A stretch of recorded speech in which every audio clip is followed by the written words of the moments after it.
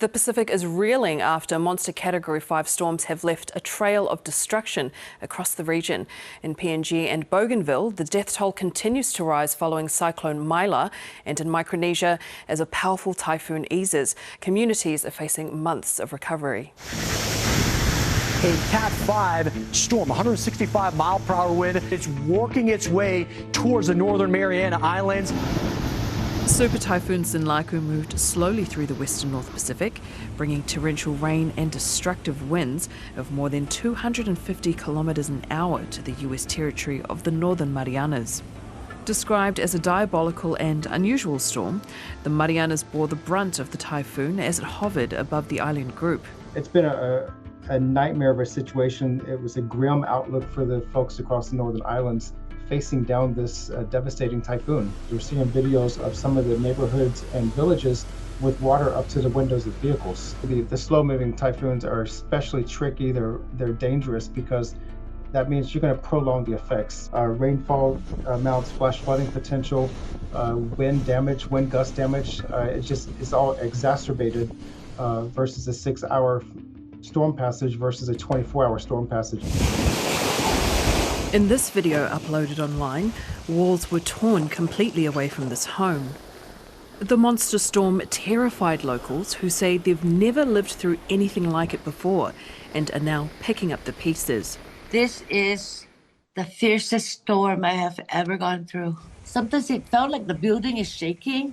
The pressure is so great that our ears hurt. The humming inside the building too. It's really, really scary. But as I drove around this morning, so many homes are lost. The whole island is denuded.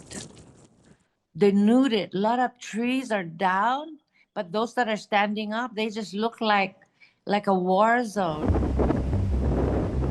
As the storm weakens, residents in nearby Guam have been assessing the damage. The people here are no strangers to extreme weather. We boarded up our windows, basically collected water, saved water, made sure all our frozen foods were already taken care of before we lost our power, and then making sure our house is secure.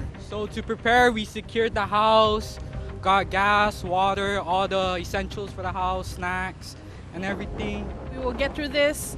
I know that we have dealt with some past typhoons, but that's what makes us strong here in the islands, right? Because we always deal with this, so I'm sure we could deal with more crazier stuff. And look at that basketball hoop. Just missed my truck. Didn't hit the truck. It flew back there. Thank you, Lord. While the Federated States of Micronesia sat on the edges of the typhoon, it still caused widespread damage. According to a report by the Chuk Disaster and Emergency Operations Centre, power outages affecting much of Weno, the main island, remain, while communications between the lagoon and outer islands were completely severed. One person was killed by a falling tree. Meanwhile, Papua New Guinea and the autonomous region of Bougainville are continuing to recover from Category 5 Cyclone Maila, with the death toll now standing at 25. A temporary shelter, along with food and water supplies, are being delivered to those affected. The autonomous region of Bougainville was among the hardest hit, where multiple landslides and flooding have caused extensive damage. Homes, food crops and critical infrastructure also took a hit, including the Ramazan Bridge. The Ottawa Urban Council has put out an urgent call for basic supplies, shelter support and food donations. A number of churches and businesses have so far heeded the call to help. In a statement, Papua New Guinea Prime Minister James Marape said the government is working closely with provincial administrators and plans to visit some of the more remote communities who were heavily affected.